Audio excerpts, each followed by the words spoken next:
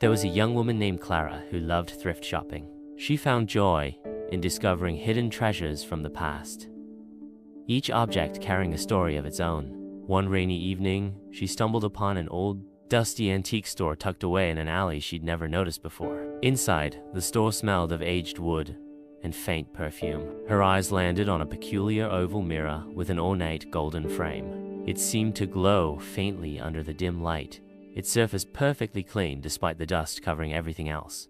The store owner, an elderly man with hollow eyes, warned her, "This mirror doesn't belong in the hands of the living." Clara chuckled nervously, assuming it was just a sales tactic to make the item seem mysterious. Ignoring his cryptic words, she bought it. Once home, she hung the mirror in her bedroom. It added a certain charm to the room until the first night. Clara woke to the faint sound of whispers. The room was still, the air cold.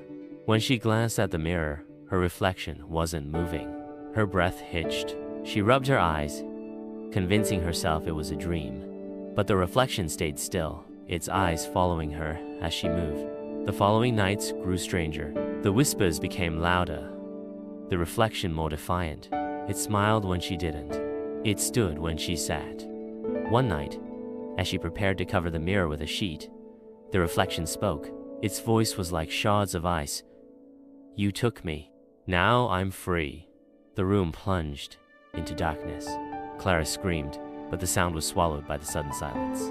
The mirror's surface rippled, and a hand reached out, grasping her arm. She struggled, but the grip was too strong. She was pulled into the mirror, her world dissolving into a silvery void. The next morning, her roommate, Sarah, found the room empty, the mirror hanging on the wall, its surface gleaming as if nothing had happened. Sarah glanced at it, noticing a faint smile in the reflection, and a whisper as cold as ice echoed in the room. "I'm free." Sarah, terrified, ran out of the room and never looked back.